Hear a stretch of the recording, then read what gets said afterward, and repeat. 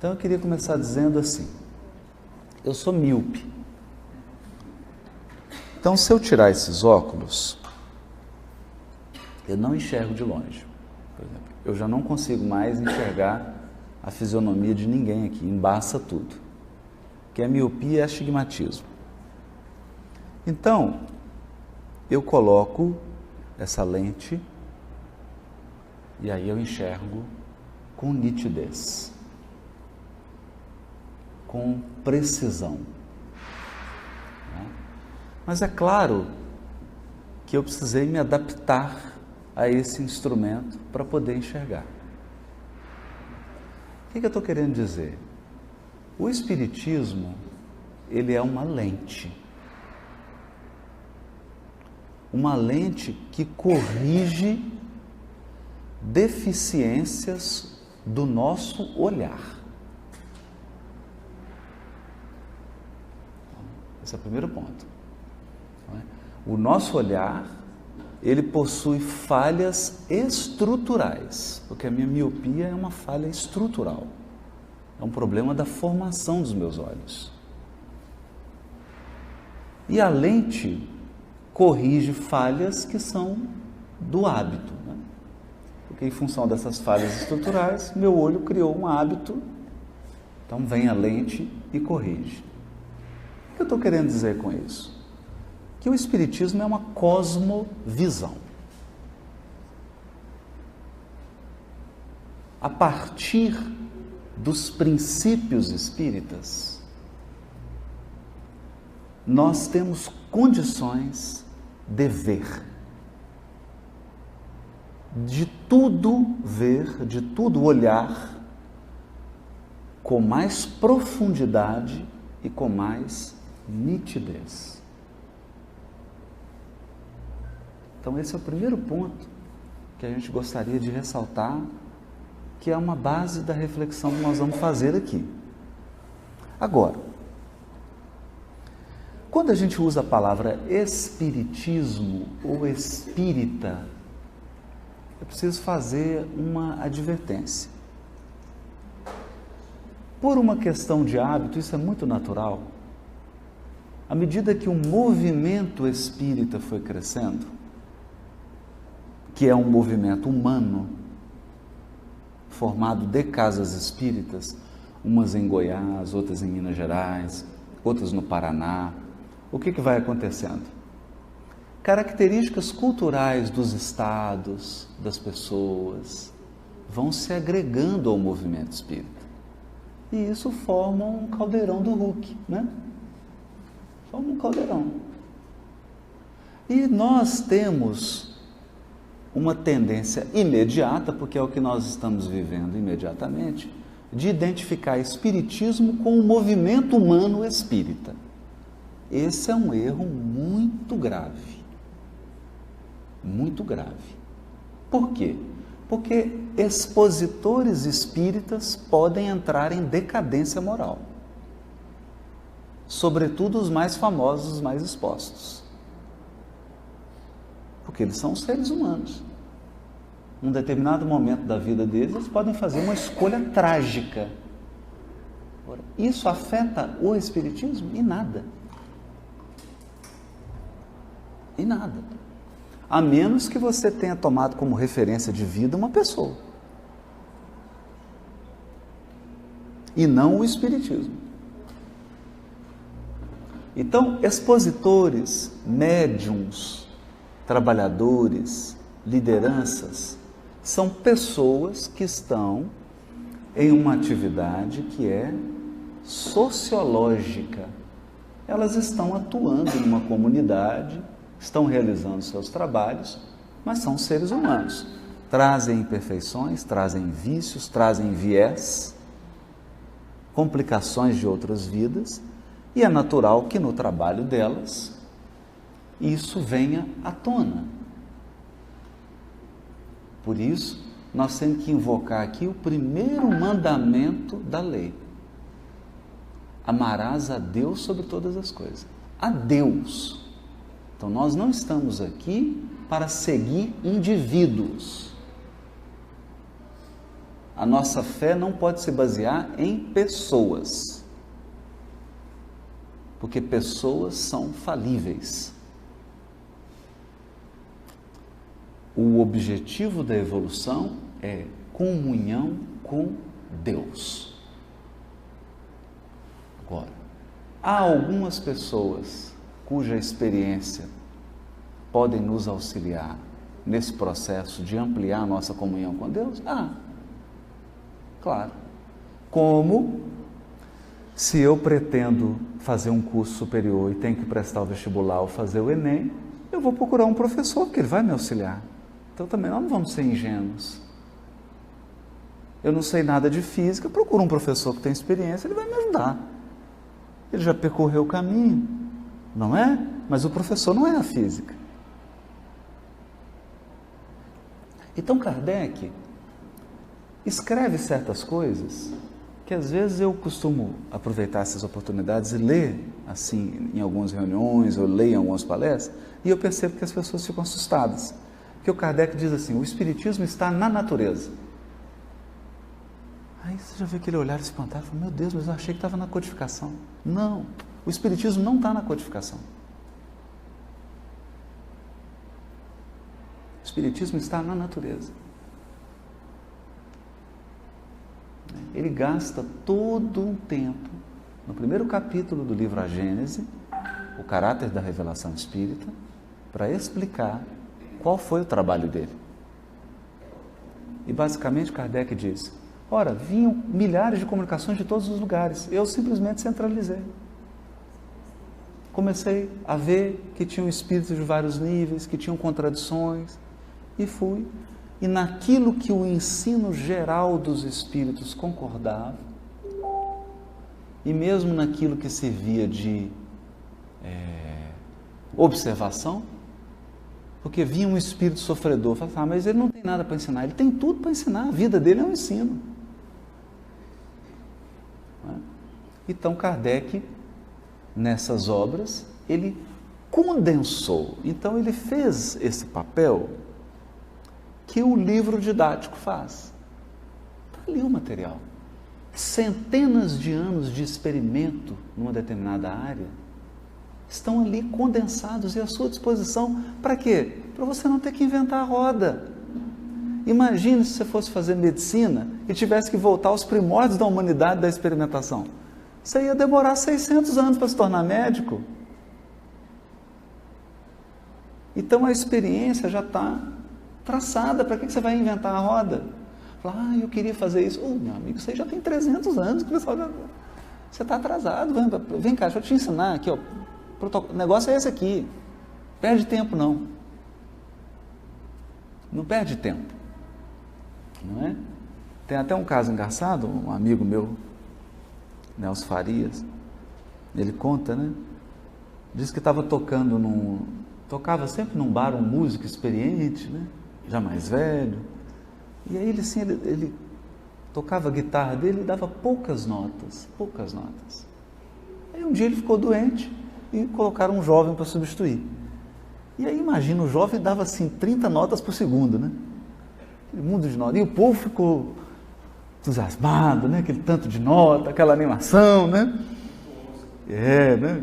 E aí no dia seguinte, o dono falou assim, olha, você está esse tempo todo me enganando aqui, você vem aqui e dá uma notinha, uma outra notinha aqui, veio o jovem aqui, estava dando umas 10 notas por segundo, 30 notas por segundo, ele falou assim, não, sabe o que é? É porque as notas que ele está procurando eu já encontrei. Então, a codificação é assim, as notas que você está procurando já foram encontradas. Mas o Espiritismo, ele é o conjunto de leis que regem o elemento espiritual. Conjunto de leis que regem o elemento espiritual. Assim como eu tenho um conjunto de leis que rege o elemento material. Então, se você pegar um livro aqui agora e soltar, ele vai cair, e eu calculo a velocidade, eu calculo a aceleração, eu tenho matemática, eu tenho tudo para explicar essa lei da queda livre dos corpos. É uma lei.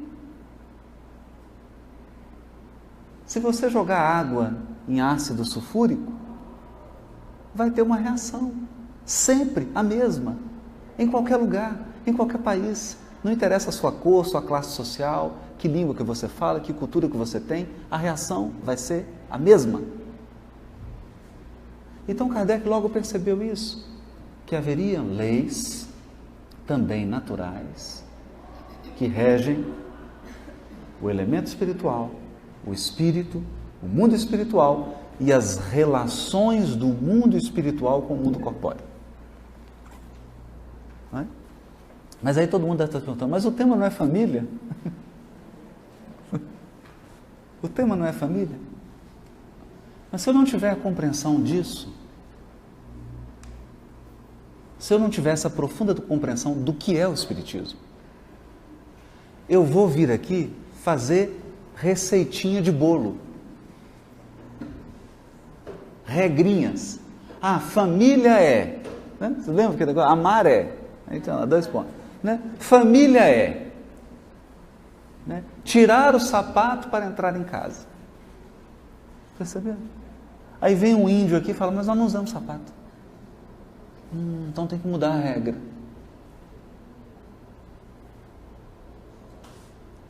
Então, estabelecer regrinhas pode até ser mais confortável, mas não resolve. Por quê? Porque nos isenta de pensar, de sentir e de intuir. Então, aqui então eu abro o primeiro ponto da nossa reflexão. O desafio de hoje é ler o mundo de hoje com as leis do mundo espiritual.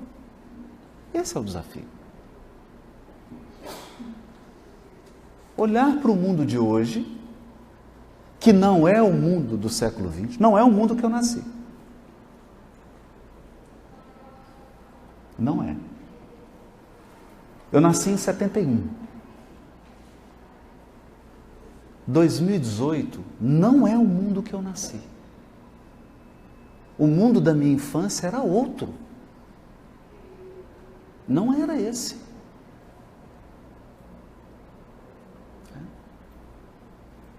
O mundo da minha mãe, do meu pai, era mais diferente ainda.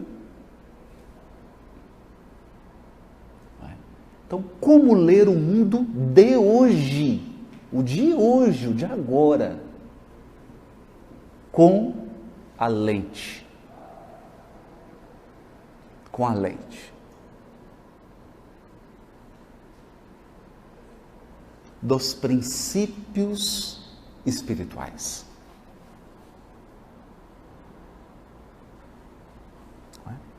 Então, eu estou fazendo toda essa introdução aqui, porque nós vamos abordar temas aqui que eu vejo que podem ter vários tipos de abordagem.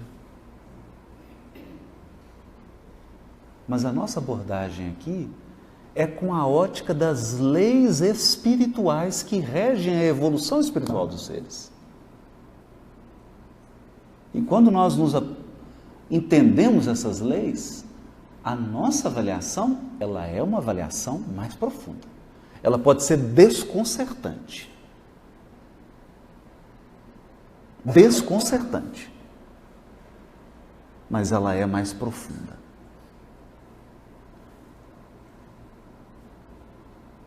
Ela é mais profunda. Nós vamos tentar fazer algumas dessas avaliações. Para quê?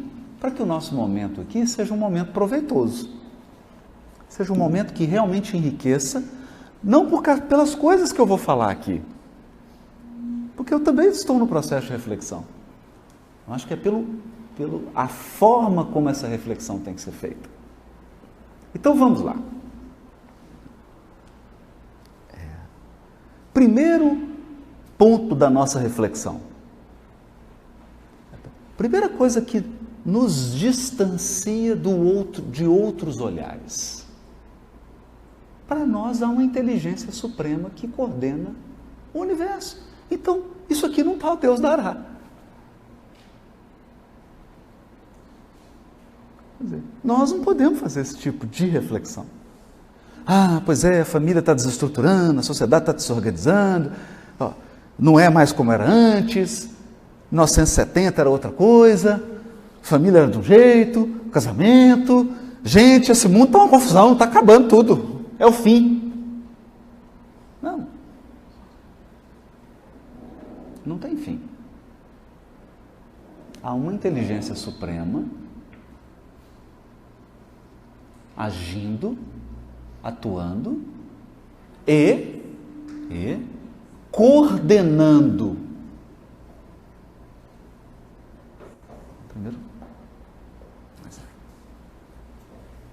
não há descontrole. Há descontrolados, mas não descontrole. Há pessoas que estão perderam. Não sabem quem são, não sabem o que querem, não sabem por que estão aqui. Mas Deus sabe.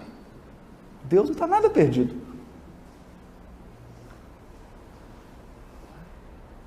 Então esse é o primeiro, isso é importante. Porque para nós Deus é um dos elementos do universo. É Deus, Espírito, matéria. Deus é um dos elementos. Como que eu faço uma reflexão sem colocar Deus? Como é que eu vou avaliar a família, problemas sociais, sem trazer Deus? Não tem jeito. Se essa reflexão for à luz do Espiritismo, eu posso ir no programa de televisão, fazer uma avaliação sociológica, histórica, posso. Né? Faço um corte, elimino um tanto de variáveis e examino só aquilo que eu quero examinar. Mas é uma avaliação limitada. E às vezes, me perdoe, fantasiosa. Então temos que trazer Deus. Agora, trazer Deus, já que nós estamos no livro da Gênesis, eu volto lá para o capítulo sobre Deus, da Gênesis. E Kardec diz assim: qualquer reflexão que nós vamos fazer, qualquer teoria, seja teologia, seja filosofia, seja ciência, qualquer ideia, primeiro crivo que você tem que passar as suas ideias, os atributos da divindade.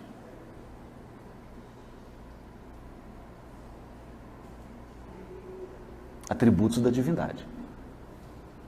Bom, Deus é imaterial, Deus é incorpóreo, soberanamente justo e bom, amor infinito, perfeição absoluta, imutável, inteligência suprema, são os atributos dele. Qualquer ideia que eu tenho que fira um desses atributos, adivinha quem está errado? Eu. Não estou sabendo refletir. Esse é um ponto fundamental. Segundo elemento do universo é o espírito. Está aparecendo bem. Estou conduzindo aqui, vocês vão ver onde eu vou chegar. Bom, nós somos espíritos imortais. Espíritos imortais.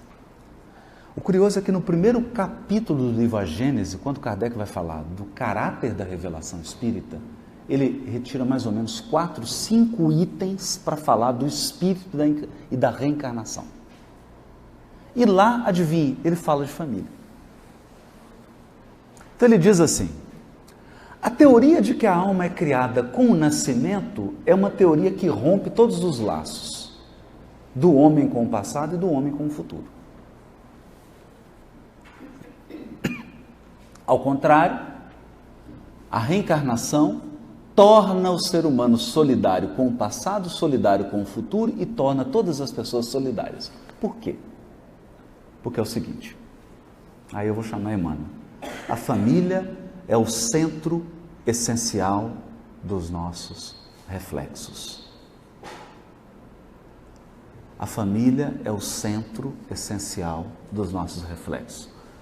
Eu vou traduzir isso para o português, né? Porque isso é linguagem espiritual, né? Faz uma lista com todo mundo da sua família. Ao lado de cada nome, você põe os principais defeitos e as principais virtudes. Soma tudo. a somatória é 70% do que você é. Inclusive aquilo que você nega que você é.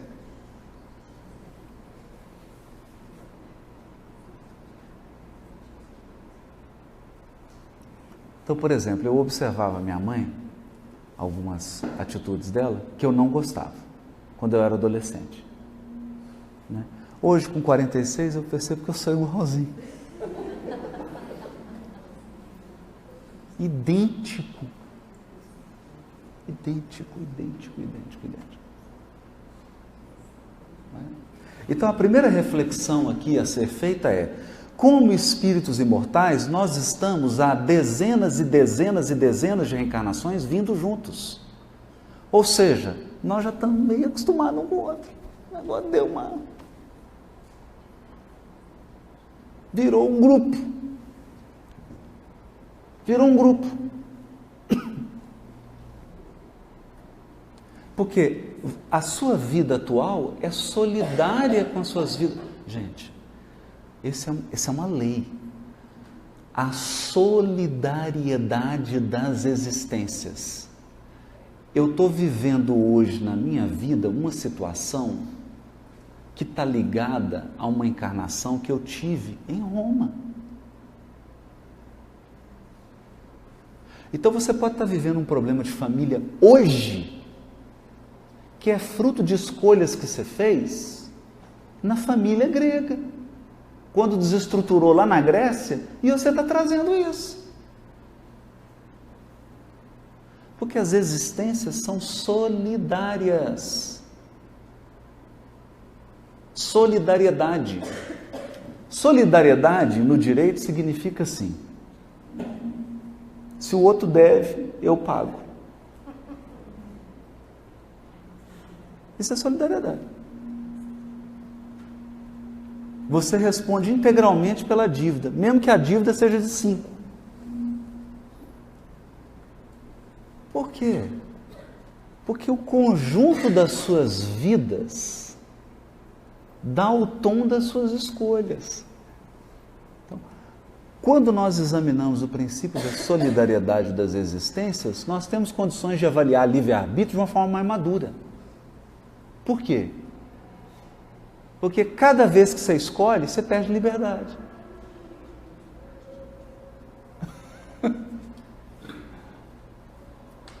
Tem uma mesa aqui, um self-service. Nossa, meu Deus, 30 tipos de verdura, 20 tipos de legumes, 10 tipos de proteína. É liberdade num grau enorme, não é? Aí você faz seu prato. Perdeu a liberdade, limitou. Cada vez que você escolhe, você limita. Porque escolher é abrir mão. Como as existências são solidárias, se eu vou fazendo escolhas, eu vou me limitando. Aí nós vamos assistir casos que é o seguinte: o espírito encarna, ele está assim, ó, todo enovelado. Aí você olha e fala: coitado, ele não tem escolha nenhuma. Não, meu amigo, o que prendeu ele foram as escolhas dele. Ele fez tanta escolha que agora não tem mais.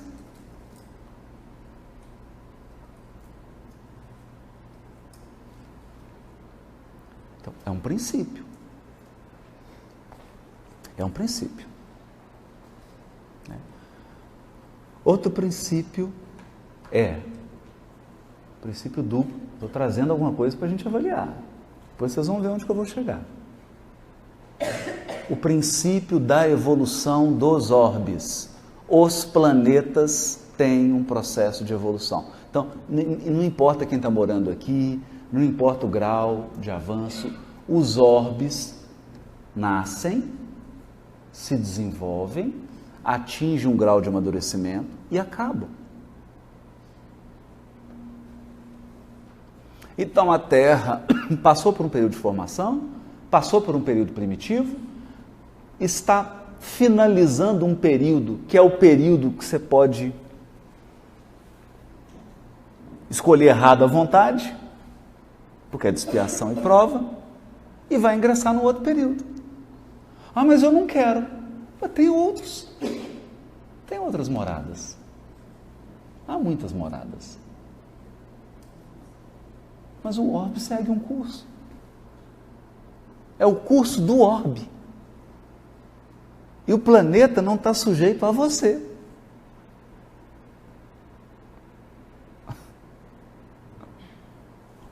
Não é? Outro ponto. Nós caminhamos no processo evolutivo. Esse ponto aqui, gente, é importantíssimo. Importantíssimo. Isso está na codificação, precisa meditar sobre isso e está na obra subsidiária.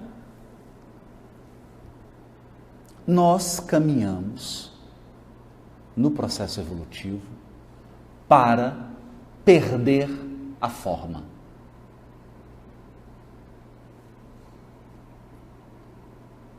Então, deixa eu explicar isso aqui. Livro Obreiros da Vida Eterna. O instrutor chama André Luiz e os demais, todo mundo lembra disso, né? Fala, vamos receber hoje um instrutor, nós vamos poder fazer perguntas a ele. Só que tem um detalhe, gente. Esse instrutor está numa esfera espiritual em que ele não tem mais forma. Então ele não tem bracinho, não tem perninha, não tem orelha, não tem nariz, não tem boca.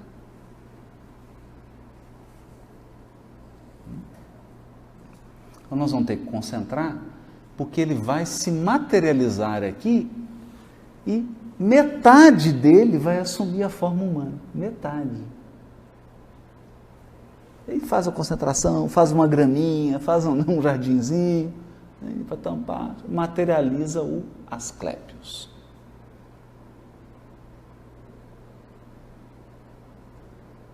Materializa o Asclépios. Aí o Asclépio materializa com um pergaminho. Achei isso interessante. Aí fazia uma pergunta e ele lia um versículo do Evangelho.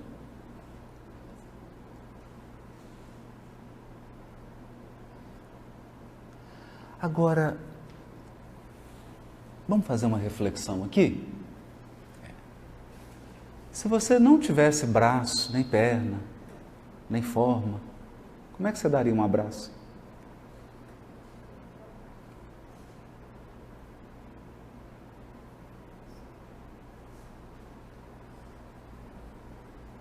Um beijo. Você não tem boca? Hã?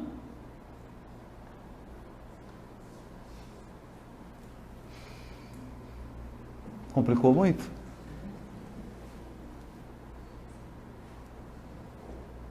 Percebe?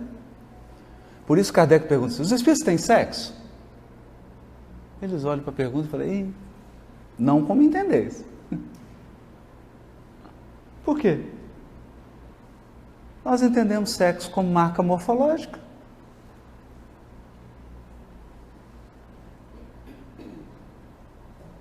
E se você não tiver forma? Hã? Mas nós caminhamos para isso.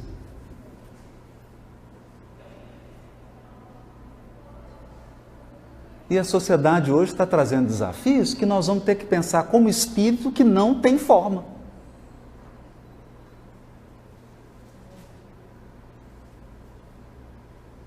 Como espírito que não tem forma. Porque nós construímos um conjunto de conceitos que é conceito para espírito que tem corpo físico, que tem braço, que tem mão, que tem perna, que tem seio, que tem genitália. E se você não tiver?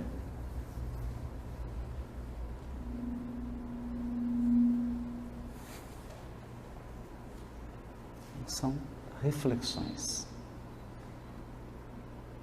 Quando nós vamos na fonte das leis espirituais, nós conseguimos avaliar situações não com os nossos preconceitos de época, mas à luz das leis espirituais. Das leis espirituais. Então, é agora que a gente quer, então, avaliar a família à luz desses conceitos. Desses conceitos. Porque tanta coisa está acontecendo, tanta mudança está ocorrendo, e a gente precisa se perguntar: existem leis espirituais que regem a família? Existem. Existem. Primeira delas, lei de cooperação. A família é um espaço privilegiado de cooperação.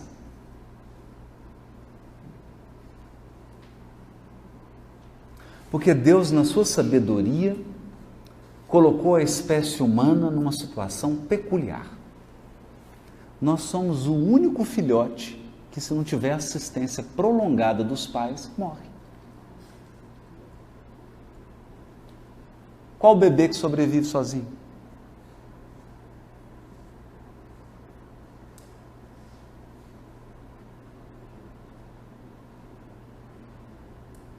Então a família é o espaço privilegiado da lei de cooperação. Para que eu me constitua biologicamente, socialmente, cognitivamente, espiritualmente, eu dependo de quem veio antes.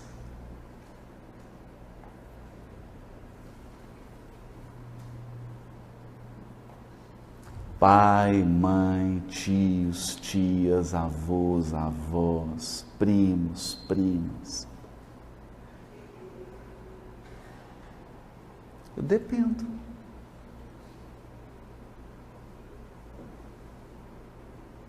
Não é? Então, a família é esse núcleo cuja lei é cooperação. Agora, a lei de cooperação, ela apresenta desafios, porque uma hora eu estou recebendo, uma outra hora tem que dar. Uma hora um outro tem que parar o que está fazendo para me ajudar, mas tem uma hora que eu vou ter que parar o que eu estou fazendo para ajudar o outro.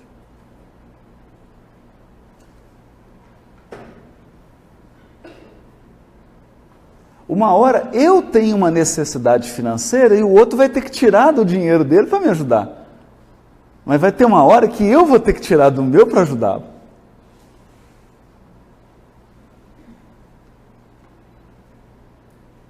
A lei de cooperação. E aqui começa um problema. Um grande problema. Porque depois da revolução tecnológica e do materialismo, revolução tecnológica e materialismo, a sociedade ela foi construída. A sociedade que nós vivemos hoje, ela é uma sociedade construída para indivíduos.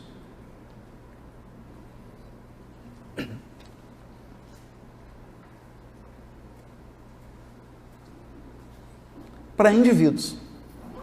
Eu vou dar um exemplo. Final do século XIX, você queria ouvir música. Eu quero ouvir uma música. Como é que você fazia? Contratava um músico, ele ia em casa, tocava para a gente. Então, sabe qual que era uma coisa rentável, que era comércio? As famílias compravam partituras. Compravam partituras. Aí um membro da família tocava. Então, a apreciação da música era coletiva. Só podia ser coletiva. Ela só podia ser coletiva. Hoje, você tem um aparelho e um fone, você ouve música sozinho.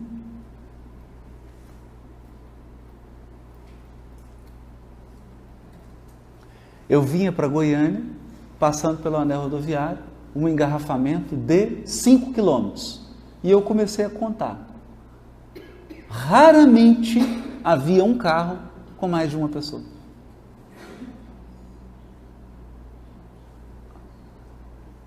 Porque nós criamos uma estrutura urbana para um carro por pessoa. Tem que voar, porque não vai ter estrada, não tem jeito. Um por um não dá. Mas é assim. Uma sociedade que se organizou para indivíduos. Então a família entrou em crise. Porque a família é uma vivência coletiva. Família é ser incomodado. Quer viver em família? Então aprende a ser incomodado. Incomodado no individualismo. Porque eu estou aqui, eu quero ficar no escuro. Aí entra o indivíduo e acende a luz.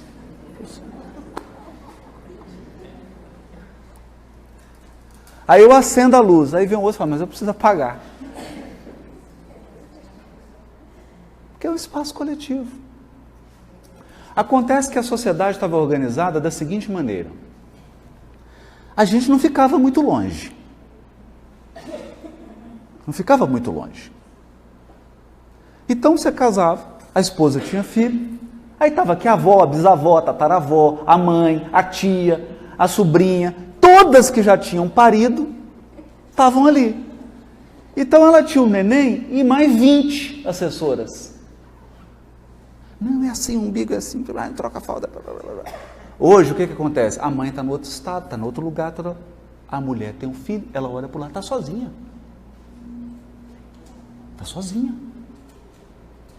Ela entra em pânico. Ela entra em pânico. Porque nós desaprendemos a viver o coletivo. Então nós temos coisa, por exemplo, vamos pegar os países de primeiro mundo, né? Que são avançados, né? Portugal, 70% de divórcio. Em cada 100 casamentos, 70 divorciam.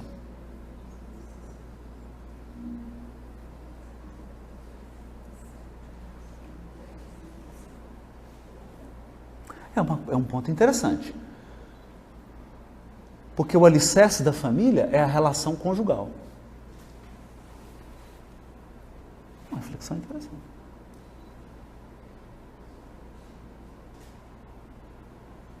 Não é? 70%.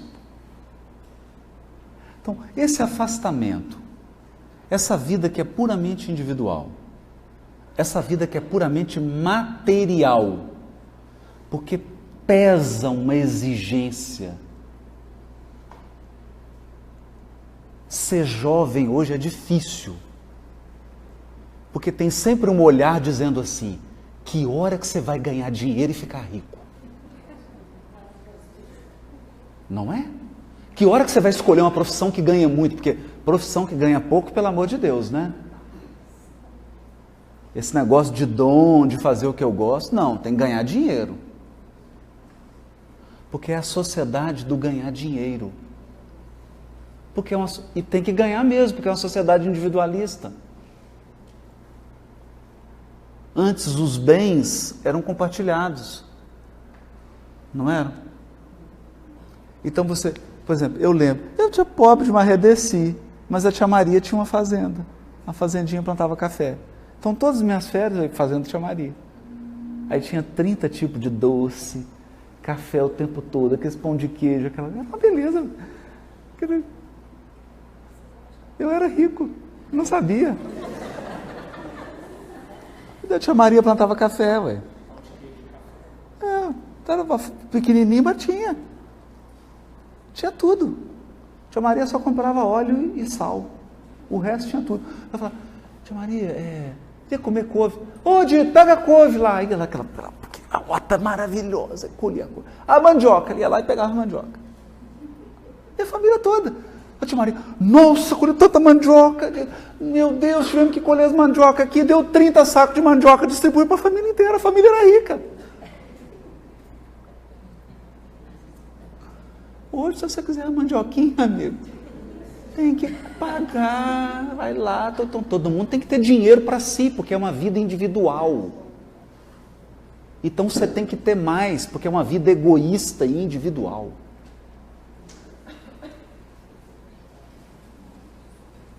Percebe? Então esse é um desafio. Por quê? Porque nós construímos, aliás, o Kardec havia advertido, Kardec disse assim, nós respeitamos o indivíduo materialista. Por quê? Porque exigimos também respeito à nossa crença espiritualista. Eu só posso exigir respeito se eu respeito. Mas, do ponto de vista social, em se alastrando o materialismo, será um caos. Uma sociedade materialista, bem-vindos ao dia de hoje.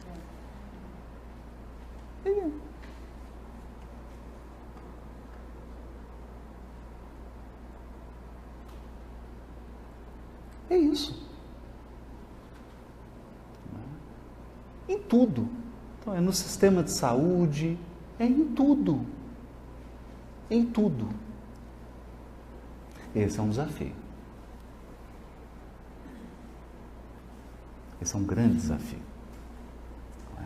Porque como que nós vamos reconstruir uma sociedade?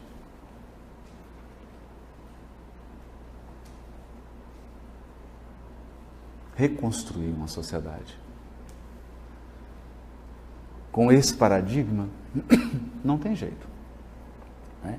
E aí nós pensamos assim, mas virá uma nova geração.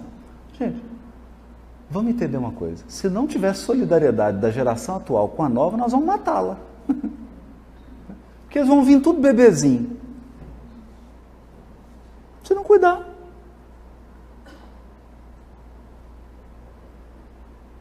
Tem que ter uma estrutura. Tem que ter uma estrutura.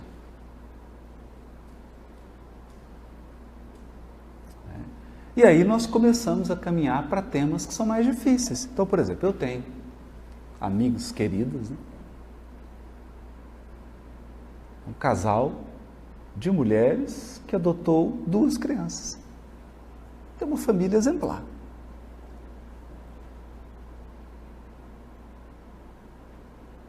Para mim é uma família exemplar. Que as 2 estão lá, monogâmicas, fiéis, há muitos anos casadas, as crianças vão bem, obrigado, estão muito bem educadas, vão na evangelização, e eu conheço uma série de casais aí. É uma tragédia.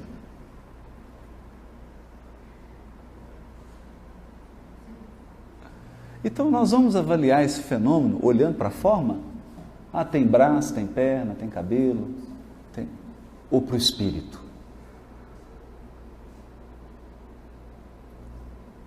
Para o ser espiritual.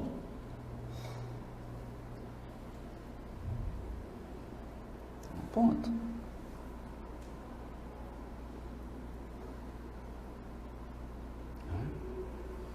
É uma reflexão a ser feita.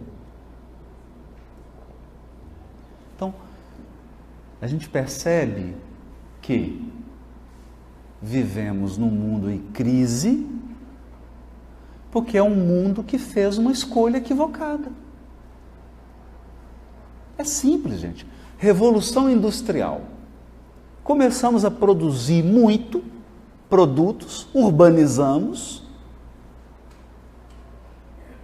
produzimos produtos em série, a tecnologia veio, graças a Deus, não é? Graças a Deus. Internet, tudo que temos. Mas criamos, a par disso, uma sociedade que é materialista e individualista.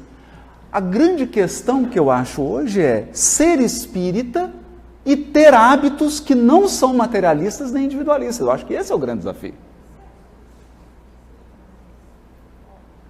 Esse é o grande desafio, porque o que nós mais encontramos hoje são espíritas que vivem como materialistas e individualistas. Porque na prática social, na prática do dia a dia, vivem como materialistas. Eu não sou materialista, mas como é que você vive? Eu vivo como materialista.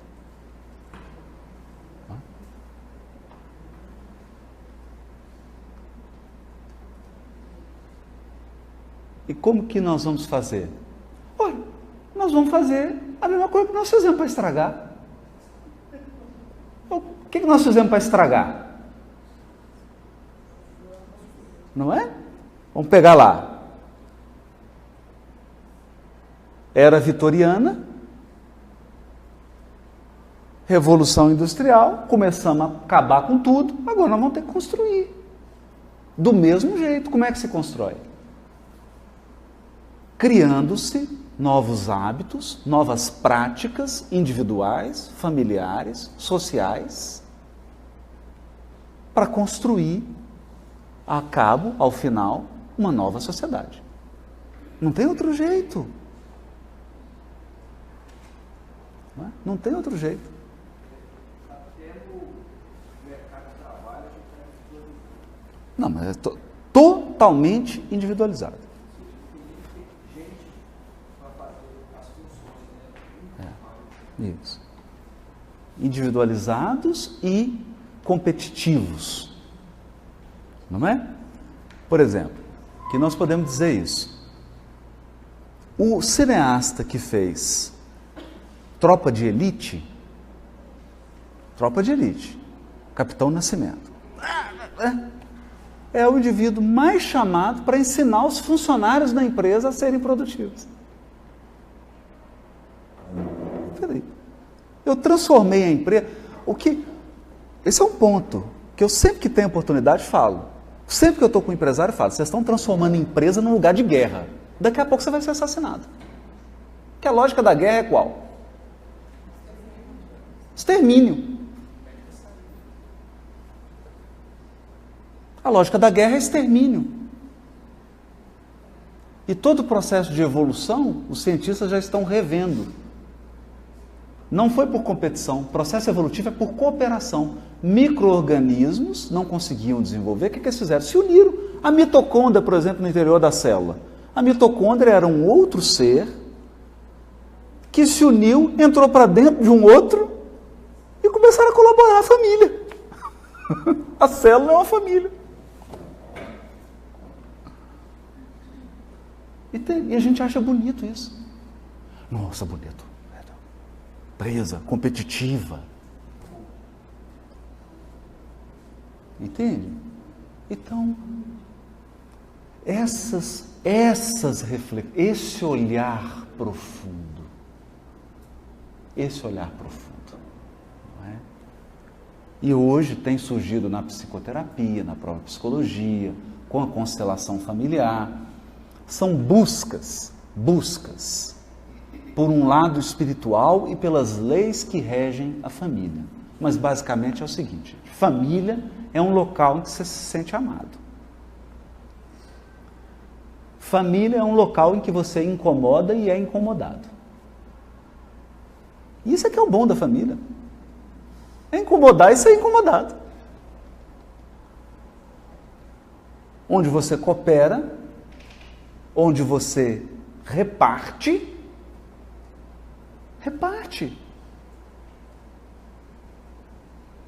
Você junta para que seja possível fazer junto o que não seria possível fazer sozinho. Profundo. De modo mais profundo. Se a gente tem essa dimensão, e tudo que eu estou falando aqui, cooperação, incomodar, ser incomodado, isso é amor, gente. Porque nós aprendemos uma coisa de amor hollywoodiano. Eu agora, como já estou ficando velho, a pessoa fica velha, ela começa a falar tudo o que quer, né? Ela fala de tudo. Não é? Esse negócio de amor hollywoodiano, isso não existe, gente. Amor é um negócio que incomoda. É um negócio que incomoda mais do que amar.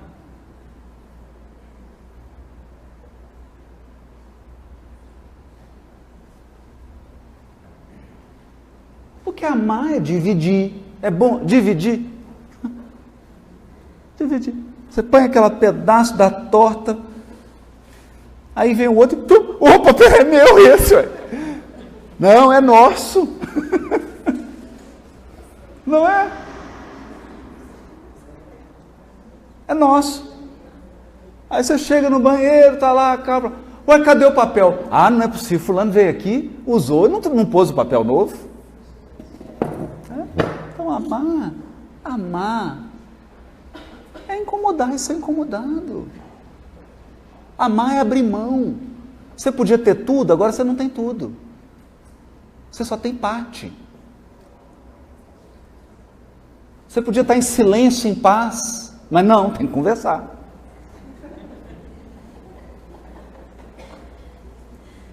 Não é? Mas é isso que nos torna adultos, porque se você tivesse apenas sozinho, tendo tudo para você, não tendo que dividir nada, você seria eternamente um espírito infantil.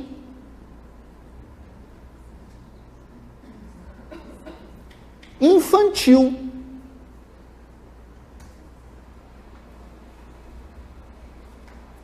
Porque amar é amadurecer.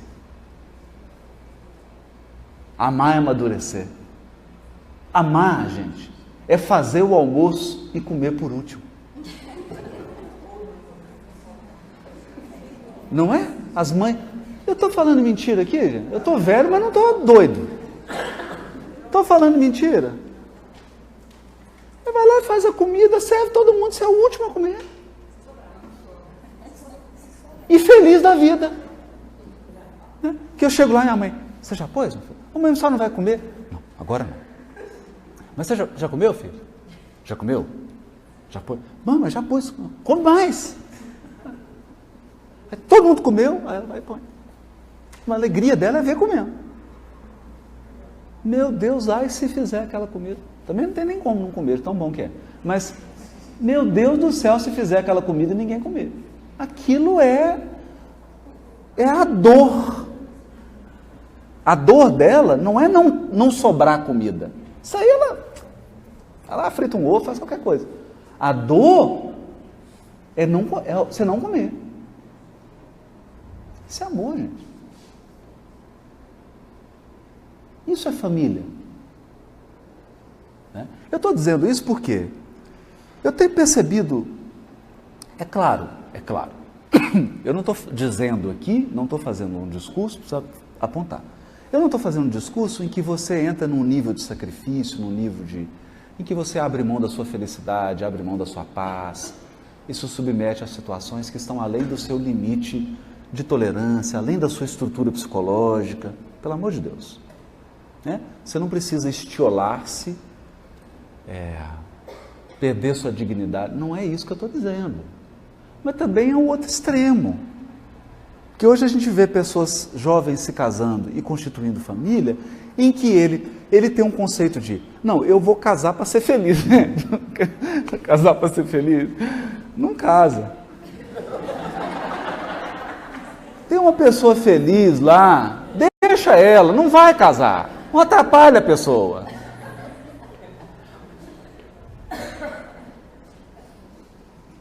Não vai constituir família. Ah, constituir família para ser feliz.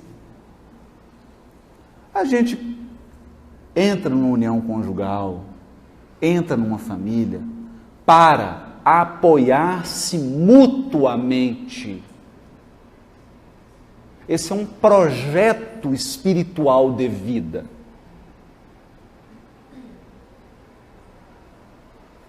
É um projeto espiritual que não se faz sozinho. Então você assume um projeto espiritual. Não, eu quero esse projeto espiritual. É isso que eu quero. Eu vou receber seres aqui que são caros, que eu amo, que eu quero ajudar. E fulano, eu preciso de você.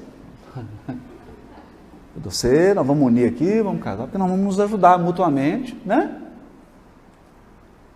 Em função desse projeto. Porque o que está acontecendo hoje é isso. Não é? E é o que está desestruturando as famílias. Desestruturando as famílias. Isso começa já no casamento. Eu gostaria de dizer uma coisa aqui também. Certa vez eu ouvi isso. A base da família é a relação conjugal. A relação conjugal é mais importante do que os outros. Porque desestruturou aqui, desestrutura tudo. Então, o casal tem que se cuidar. Tem que se cuidar. Cuidar no amor, cuidar no prazer, cuidar na alegria, ter momentos, eu sei que são poucos, mas tem que ter. Porque no máximo é o quê? É a luta diária.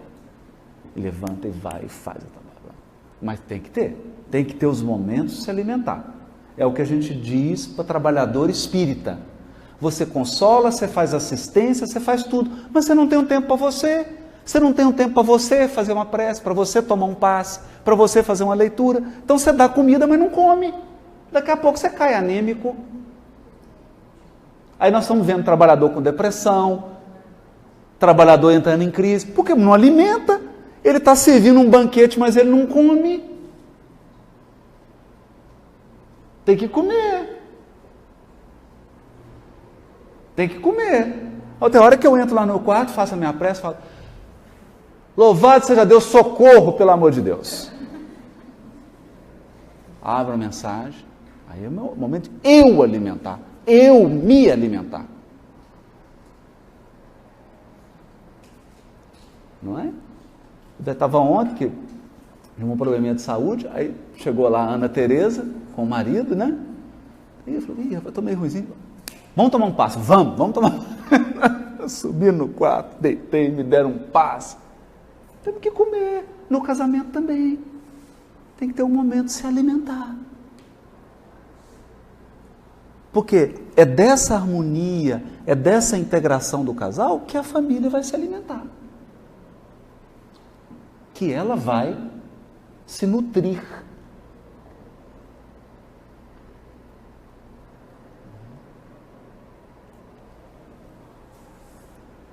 Ficarmos atentos a certas coisas que são os ataques espirituais que estão muito intensos, sobretudo na família. Estão muito intensos. Muito intensos. E a gente não pode desconsiderar isso. Então o lar é um lugar, olha, para mim o lugar mais sagrado, o maior templo é o lar. A gente precisa cuidar mais do lar. E às vezes a gente tem, principalmente nós brasileiros, nós temos uma cultura que é o seguinte: cheguei em casa, agora eu posso fazer todas as porcarias. Posso xingar, posso gritar, posso ficar mal-humorado, posso jogar tudo, posso deixar tudo. Não, gente. Isso você tem que fazer na casa espírita. O Chico dizia: casa espírita é o lugar que alguém cospe no chão e eu vou lá e limpo. O lar não. O lar é sagrado. É o templo. André Luiz escreve assim no Agenda Cristã. Essa é difícil, né? Mas tem que falar. Trate os seus familiares como se fossem visitas. Oi, bom dia. Bom dia. Dormiu bem? Já pensou? O sujeito fala assim: você bebeu alguma coisa? Dando bom dia? Dormiu bem? Bom dia. Com licença. Você aceita? É um segredo aí. Porque ele é refúgio. Lar é refúgio. Lar é base, é estrutura. Gente, agora eu queria abrir para o debate, né? Já falei muito. Quem quer falar? Quem quer perguntar? Quem quer?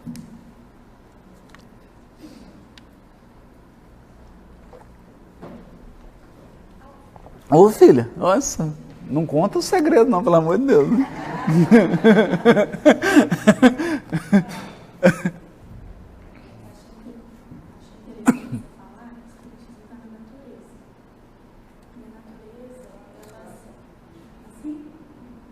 Está baixinho. A natureza, ela se movimenta em busca do equilíbrio. Isso. Então, houve uma época em que a lei de cooperação matava a individualidade e o outro extremo em que a gente ficou só no individualismo, desconsiderando a lei de cooperação. Então, acho que hoje a gente busca o equilíbrio. Cuidar da individualidade, não se esquecendo que estamos em família e em grupo. Porque, igual você disse, se eu não estou, na minha relação conjugal, se eu Flávia, se eu não cuido de mim e não cuido da minha comunhão com Deus, eu talvez não consiga me relacionar bem com o meu parceiro. E aí, essa relação conjugal, estando em desequilíbrio, vai alimentar um causar processo. Um impacto na família. Então, acho que é muito importante cada um ter o seu ideal firme de comunhão com Deus, de relação com o Espiritismo, de observância da lei, para que a gente possa viver melhor em família. Porque senão, a gente, de 100 casamentos em Portugal, se 70 estão se divorciando, quais os motivos desses divórcios? Exatamente. Vários.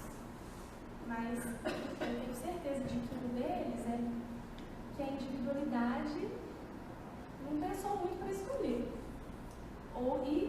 Durante a escolha, após a escolha, ela também cuidou muito dessa relação. Então, são vários fatores, né? Exato. Mas é isso que eu disse. Não, então, isso é importante, né? Que é o equilíbrio, gente. E a gente tem que... Era uma coisa muito curiosa, né? E que a gente precisa prezar. Hoje, tem umas coisas que são proibidas. Por exemplo, é proibido ficar em silêncio. Então, você vai para a praia, está ali no nascer do sol, aquela coisa paradisíaca, aí você quer ficar sozinho em silêncio. Aí chega, fulano, você está bem? Está sozinho? Rapaz, eu nunca tive melhor, estou vendo aqui o nascer do sol, o silêncio. Aí vem o outro e fala, nossa, mas isso aqui está muito parado. Aí traz um axé, liga um som alto. É proibido ficar em silêncio. É proibido ficar triste. Você acorda e fala assim, eu estou triste. Ah, por que você... Eu estou triste, hoje eu estou triste. Estou triste. Não, estou triste, ué. Normal. Estou triste. Hoje eu estou triste, eu queria ficar deitado. Ah, não, mas você não pode ficar triste. Vamos tomar um passe, porque não pode. Não pode ficar triste. Pode. Então tem dia que a criança amanhece triste, tem dia que eu estou triste, tem dia que o cônjuge está triste. E nós temos que redescobrir o respeito à individualidade e ao espaço do outro. Não é? Se agora ele quer ficar em silêncio só, então deixa ele ficar em silêncio só. Se agora ele está triste, deixa. Porque isso é uma maré, gente. Não tem dia que o dia amanhece nublado? Depois abre. Mas nós temos que... Então, hoje não há momento para isso. Por quê? Porque a sociedade materialista, ela vive da mentira. Então, você tem que estar sempre alegre, sempre excitado, sempre animado. Estou animado demais, né? Porque não pode ter tédio. Não é? Então, você tem que estar sempre animado, sempre feliz, sempre tem que ter uma coisa engraçada para contar. Mas isso é uma falácia. Porque a vida não é assim. A vida não é assim. Então, respeitar esses momentos. É claro que nós estamos falando assim, estou triste hoje, estou triste amanhã, estou triste depois da manhã, depois... Aí preciso de uma ajuda. Né? Porque a natureza é assim? Não, né? Hoje amanheceu um sol, né? Estava chovendo, hoje amanheceu um solzão. Né? Vai fazer um clima ameno, 42, né? À tarde. Então, essa busca do equilíbrio e de respeitar as situações é a maneira também de nós construirmos relacionamentos saudáveis. Saudáveis.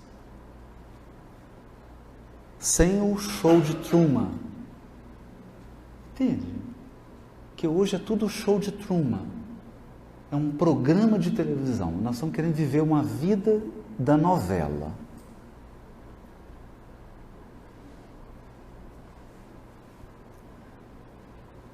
E não é por aí. Então, muito bem lembrado esse ponto. da gente entender isso. E, de fato, muita causa do divórcio, da desestruturação da família, é porque nós estamos construindo casamentos, relacionamentos, até mesmo na casa espírita, em que não há espaço para o indivíduo.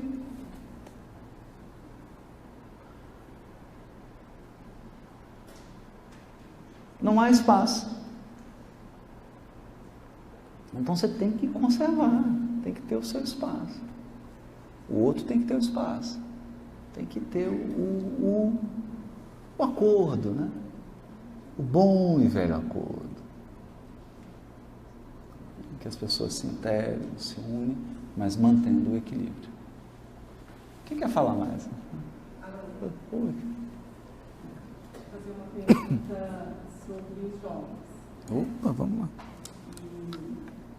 Nós, como pais de jovens, temos muitos desafios com Com essa conciliação, né? A lei de cooperação, os ensinamentos da doutrina, diante do que o mundo oferece aos nossos jovens. Por exemplo, as canções são músicas depressivas ou só referindo sexual, são muito extremas, não existe um meio termo, a não ser os meios religiosos, né? E alguns jovens têm posturas muito depressivas, que é uma média que a gente vive hoje na nossa sociedade. E alguns, quando a gente vê na televisão, posturas, Deus errou comigo, foi tudo errado, minha vida não devia ser assim. Esse desafio que você colocou no início, né, do amor, da lei de cooperação, para nós, como pais, é um desafio muito grande conseguir trazer o jovem, despertar também. Eu, como mãe, às vezes até me sinto frustrada, também tenho a mesma idade que você, nasci na espírita, tive uma outra formação, mas o que eu ofereci às minhas filhas hoje, eu tenho uma adolescente de 13 e uma de 16, é muito além daquilo que eu ainda consigo ir. Então eu vejo e busco na doutrina esse apoio. Né? Como você pode nos orientar a conseguir integrar os jovens que estão nesse meio doido de hoje? Né? Porque na nossa época tinha os punk e a gente ficava assustado. Hoje, quando a gente tinha para eles, né? Droga também assustava. Para eles isso é pouca coisa. São loucuras, são mutilações, são desafios totalmente diferentes. Isso é um desafio mesmo. Tanto que, por exemplo, eu tenho a filha que é a Clarissa, é uma coisa, tem o João Gabriel que está com 11, é outra história. Eu acho que isso é um desafio mesmo, mas é uma conjuntura. É uma conjuntura no seguinte ponto. Os espíritos que estão hoje aí, nessa faixa de juventude, são os que construíram essa sociedade materialista. Então, espiritualmente, são espíritos que estão vivendo uma derrocada. Eles construíram algo, estão vindo aqui reencarnando para ver a falência do que construíram. Então, nós temos que ter essa sensibilidade. Temos que ter essa sensibilidade de entender esse processo. Porque esse é um processo pedagógico espiritual divino. Assistir a derrocada do que você fez de errado é pedagógico. Não é? Então, Deus, até a hora que o João fala, porque Deus, eu falo, opa, vamos assumir aí a responsabilidade, não é? Então ontem ele disse assim, mas tem negócio do jovem lá, não vou porque é sem graça. Eu falei assim, a escolha é sua. Tornar um lugar agradável, uma experiência agradável ou não, é escolha sua. É você que está escolhendo. E eu vou acompanhar. Eu vou acompanhar a sua escolha. Fica reflexivo. Né? Porque hoje, a humanidade... Como é que a questão é complexa? Porque nós estamos vivendo um processo... Os espíritos que estão encarnando aqui, já estão espíritos colados, porque a humanidade já está. Entende? Às vezes a pessoa fala assim, porque antigamente, 1250, mas 1250 a humanidade estava num nível espiritual, hoje está outro. Então, a turma que está chegando aqui já é espírito velho. Velho, inclusive, no erro. E revoltado. Velho e revoltado. Não é? E aí, eu tenho uma coisa que assim, a gente precisa dizer. Nós criamos estruturas religiosas que são moralistas.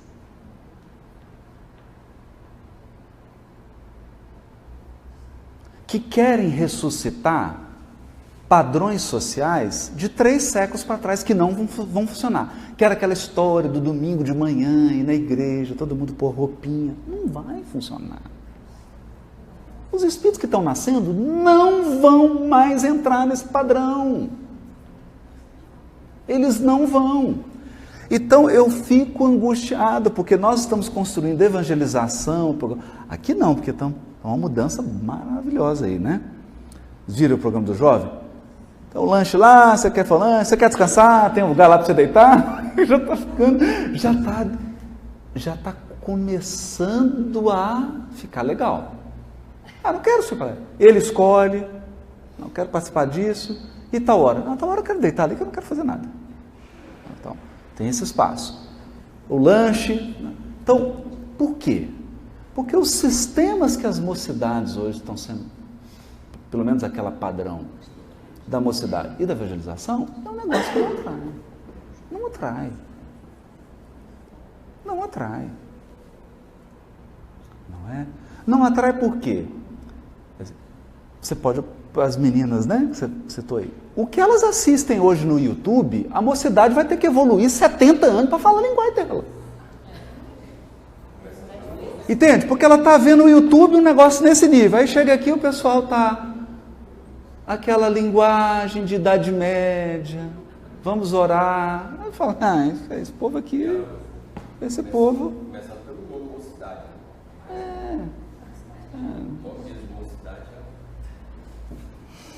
Então, a gente precisa repensar isso.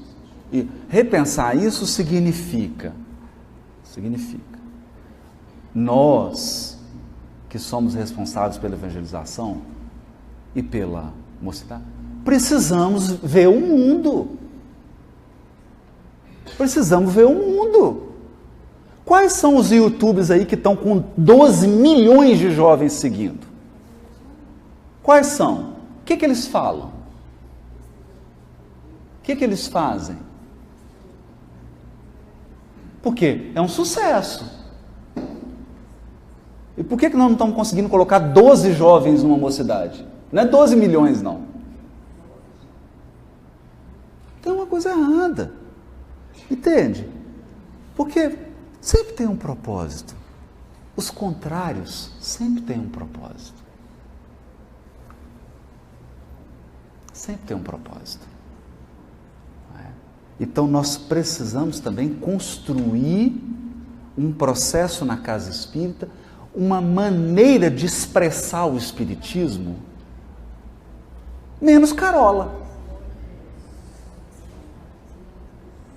Não é? E mais vida. Mais pé no chão. Mais pé no chão. Não é? Então, ontem eu tive a DR lá com o João, né? Aí eu cheguei, eu estava vendo, eu falei, tá bom, então...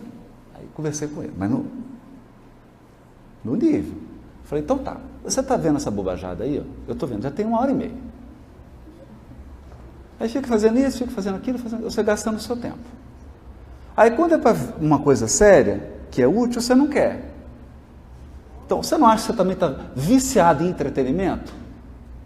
Porque esse é um problema também da nossa sociedade. Mas é o problema da sociedade materialista. Nós vivemos hoje a sociedade do entretenimento. tudo tem que ser raso e imbecil para eu poder estar sempre rindo.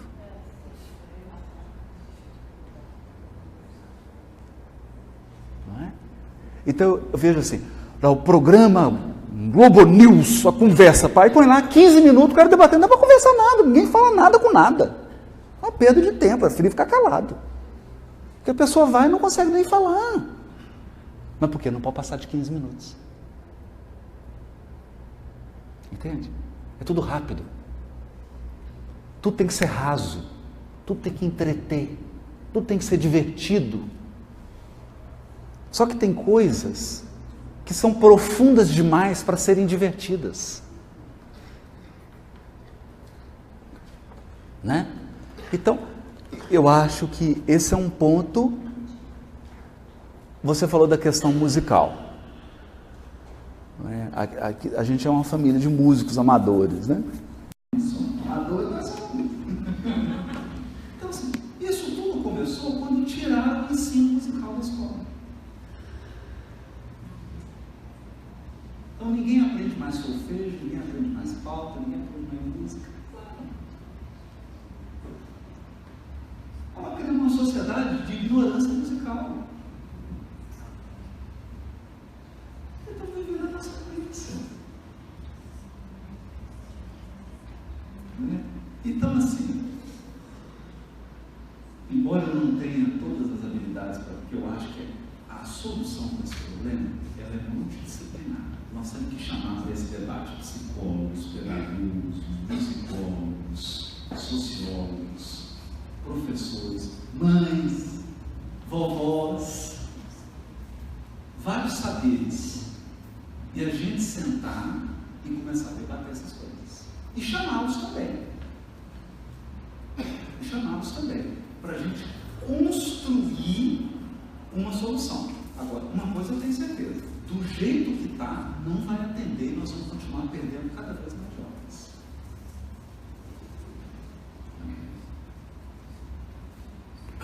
E colocar só uma preocupação que a gente começou a ter no espiritismo. Os jovens hoje são muito cobrados.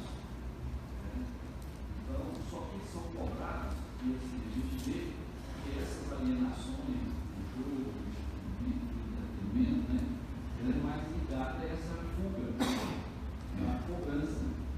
Só que o efeito negativo disso é que o suicídio pessoal vai ser na família. E assim, como que a gente conduz isso? Não faça isso.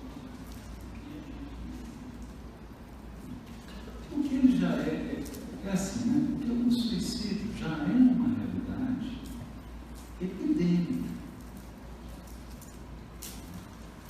E vamos dizer claramente, o suicídio e a loucura, o suicídio, todos os distúrbios psicológicos são o efeito colateral da sociedade materialista.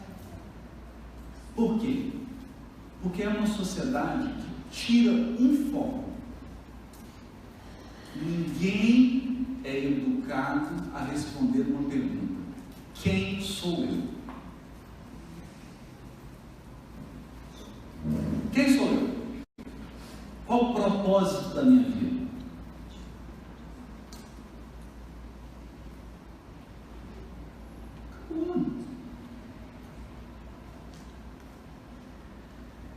Quem sou eu? Qual o propósito da minha vida? Não é isso. Porque a sociedade materialista é uma sociedade de lucro. Tem que produzir, tem que render. Esse é o discurso. Não, você não é produtivo. Você não rende. Então você sai da fase produtiva do governo, descarta.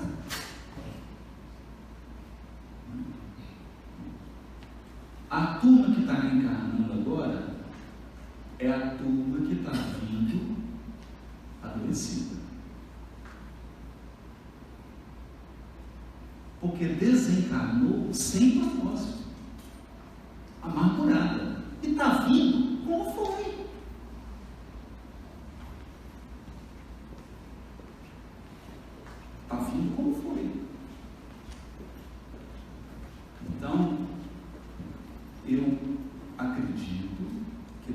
precisamos construir, eu não sei como, gente, nós somos uma comunidade, nós somos uma família espírita, nós temos condição de resolver isso. Mas nós vamos precisar sentar, nós vamos precisar usar todos os nossos valores, todos os nossos talentos, para equacionar isso à luz das leis espirituais. Equacionar.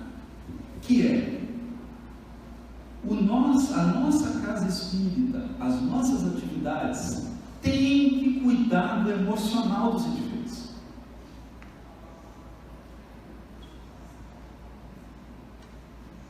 Tem que cuidar.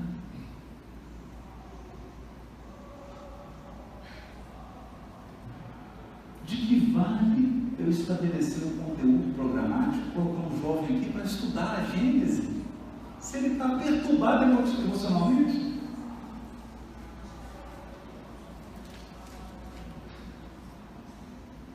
Nós vamos ter que voltar, porque no fundo sabe o que é isso?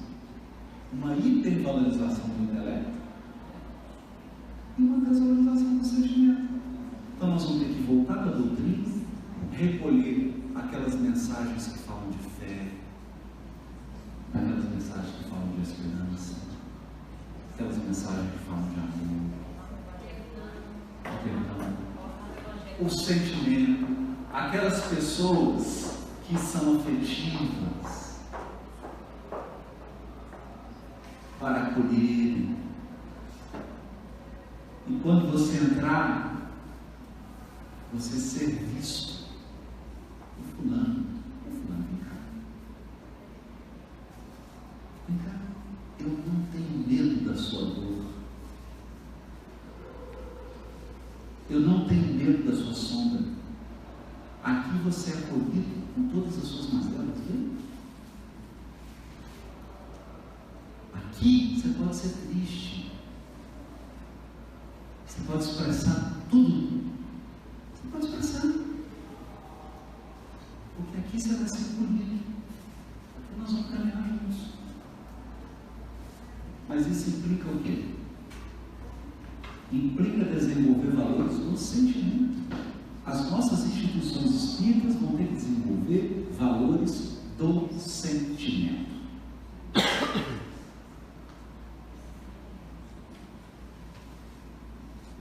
Por quê? Porque o Espiritismo é exageradamente intelectualizado. Espírita tem resposta para tudo, até o que ele não sabe. Ele explica tudo, até o que ele não conhece. Mas nós estamos abandonando, nós estamos perdendo uma característica que é extraordinária, que são os laços afetivos. As construções de relações, construção de sentimento. A gente perde isso, vai para água abaixo. Né? Porque aí eu vou lá na casa espírita para pegar o conteúdo. Eu não vou lá porque eu tenho irmãos, porque eu tenho amigos, porque eu tenho corações que são do ideal. Né? Então, por exemplo, hoje nós temos tido um esforço dos expositores, Alberto Almeida, Rossana, Eulália, Elará, o próprio Divaldo, né, que sempre fez isso. A gente está tentando criar uma parte que é assim, vamos fazer palestra, mas nós vamos ter um momento para a gente encontrar, para a gente cuidar um do outro, para a gente se sentir família, para a gente se amparar. Então o Divaldo ficou sabendo que eu fiquei meio ruimzinho aí, da gasto, deixa um recado, fala para o que eu quero falar com ele. Entende? Porque ali você se sente pertencendo. E aí eu encerro, voltando aí. Será que nós estamos construindo um movimento espírita que o jovem se sente pertencendo?